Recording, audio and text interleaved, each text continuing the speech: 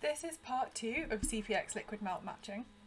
So we recommend, if you haven't already done so, that you first go through the YouTube and the notebook example for the Gleason 2020 melt matching, which is simple and talks through the different options for the functions. Okay, so if you haven't already installed Thermobar, uncomment this line, pip install it. As always, we're loading our Python things and we're loading our plotting things. And then, like with the Gleason example, the first thing we need to do is import our liquids and our clinopyroxenes. So we are reading from this spreadsheet Scruggs input. So you can see we have the liquids, we have the sample ID, and then the oxides along the top. And we also have the clinopyroxenes in a separate sheet. So here's the file name, here's the sheet name. As before, we're calling the liquids, once they've been read in, my liquids 1, and the Cpxs, my Cpxs 1. Then, as always, we should inspect our inputs. So we can see all of the columns are filled up, except water, iron, which we didn't give it, and again, no potassium in the Cpx.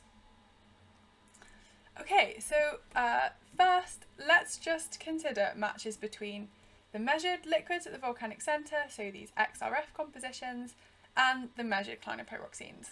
And let's use equation P from Neve and equation 33 for temperature. Then following Scruggs and Putirka, we're going to use KD match of 0.27 and an error of 0.03. We're going to use the default filters for everything else. And they chose to express the water content as a function of the silica content in the liquid, using this expression here. And as before, we end up with a output, which we're going to call measured averages, because these are measured liquids, which we take from the dictionary that we produce from this function, and the same measured but with all the matches. The question is, are these measured liquids from whole rock samples representative of all the liquids which are available at depth for clinopyroxenes to grow from? One of the easiest ways to look at this is to make a plot where we plot up the compositions from this my liquids data frame. So we're making a figure with two subplots, and we're going to plot on the first plot the silica content of the liquid versus the magnesium content, and on the second plot the calcium content versus the iron content. And this is what we see. There is a clear DALI gap. We have a few silicic liquids and a lot of mafic liquids, but nothing in between here.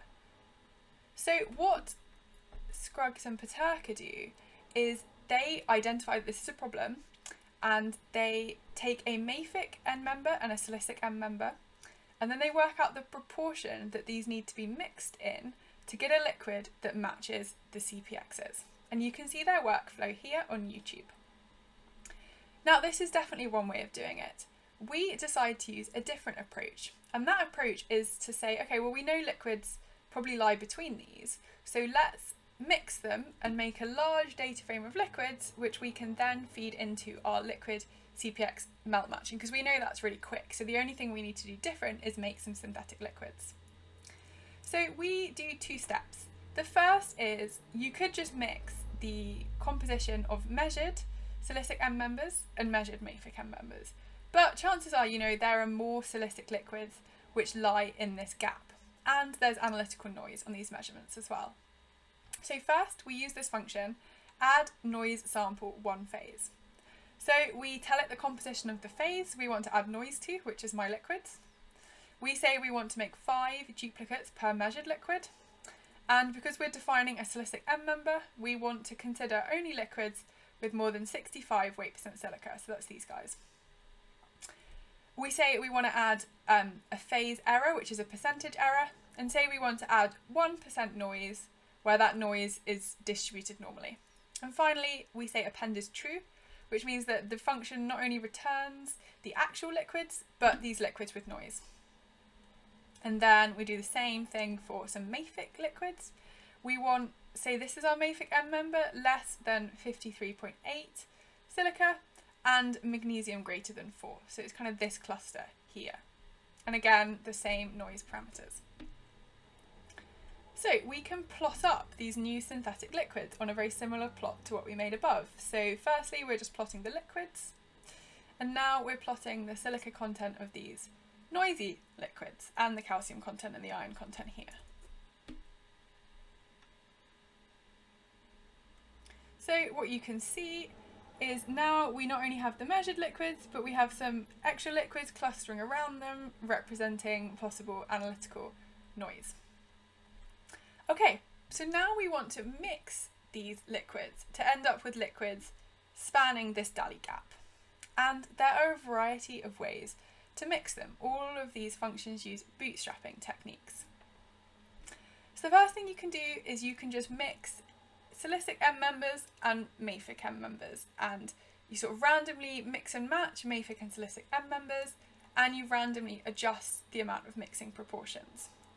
So that uses this function, pt calculate bootstrap mixes. I'm just going to put a space here so it's a bit easier to see. So you specify the two N members. So N member 1 is this silicic N member with noise. Mafic N member 2 is this mafic M member with noise. We say we want 500 mixed samples.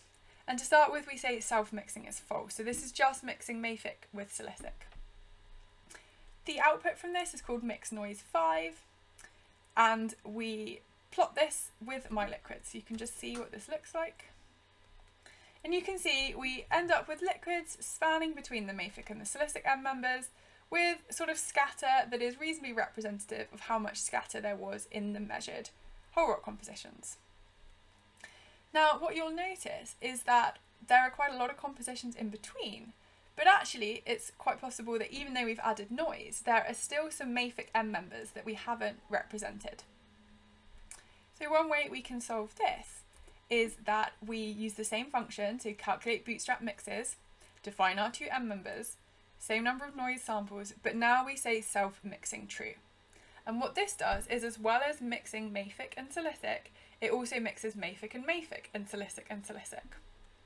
So if we plot this up just in silica and magnesium space, you'll see you suddenly get a lot more samples down here and up here, but actually we have fewer samples spanning this Daly gap. So maybe we want an intermediate between this self-mixing and non-self-mixing example. And we can do this by saying self-mixing is partial, in which case the function takes half the mixes from self-mixing and half from mixing silicic and mafic. So we've called this mix noise 1 self big, because it's 500 samples, quite big. And we're going to plot this up, same as before. And you can see now we have a really nice spread of liquids in between all the observed whole rock shown in red. And if you wanted more samples, say you weren't happy with some of these gaps, you could just increase the number of samples here. Just take a little bit longer. Okay, so now we have our lovely synthetic liquids. What we see is that there's still some natural samples, like up here, which are not represented by them. So say we want to combine all synthetic liquids, so all of the ones in red and all of the ones in black. So we do that here. We say liquid comp, combine liquids, is PD concat function. So we're going to combine this mixed noise self big data frame with the liquids data frame, and then we're just resetting the index to save problems later. Finally, Scruggs and Putirka allocate a H2O content based on the silica content of the liquid, so we're going to do that for our new data frame.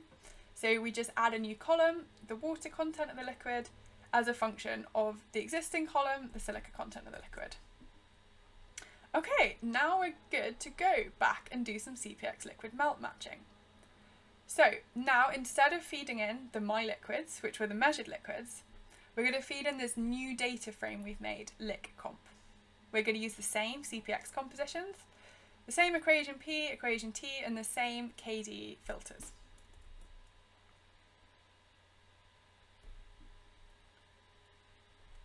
So this is considering 170,000 pairs, so it takes a little bit of time, depending on how fast your computer is. But it's going to print what it's doing so that you can keep track. So now there's only 31,000 matches remaining, and it's finished. So you can see if you had used 1,000 samples rather than 500 at that mixing step, this would just take a bit longer. So you've got to kind of adjust this for how much computer power you have. Okay, let's have a look at what the outputs look like. So we called this sin averages for all these average PTs. And we can see the sample ID of the Cpx, the number of liquids which were matched against it. So input 29 had 204 liquids, and then we have the calculated temperatures and pressures and all the equilibrium tests along here.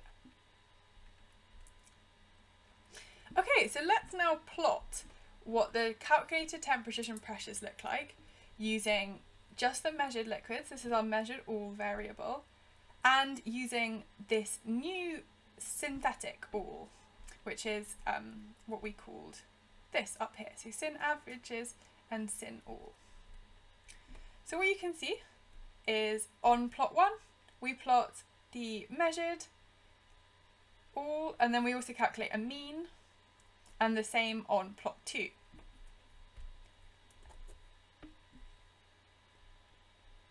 So what we can see is every single match spans quite a range of pressures, but about 4 to -2 kilobars. And the synthetic is actually pretty similar. It's just a bit more filled in, particularly out here. And actually, if we plot the two averages on top of one another, we see they are very, very similar. So actually, for this specific example, generating all of these synthetic liquids didn't actually make that much difference. And that's because when you look at the data, most of the matches actually come from the silica range that the liquids already existed in. So what we can also do here is we can plot, again, all of the matches, and then we want to plot the averages. So here we have the average mean temperature, the mean pressure, and we're going to plot error bars. And you can see this is quite a nice plot type. So you have the average Cpxs, but you've also got all the data underlined underneath that goes into making each of these diamonds, which represents one Cpx. You can also plot the average for each Cpx. So if we run this, you'll see what it looks like. So here we're going to do, so it's kind of the same plot, but without these ones underneath. And what we've done is on the first plot, we've plotted the measured liquids only. On this plot, we've plotted the measured and synthetic liquids, and then we've plotted them on top of each other to compare.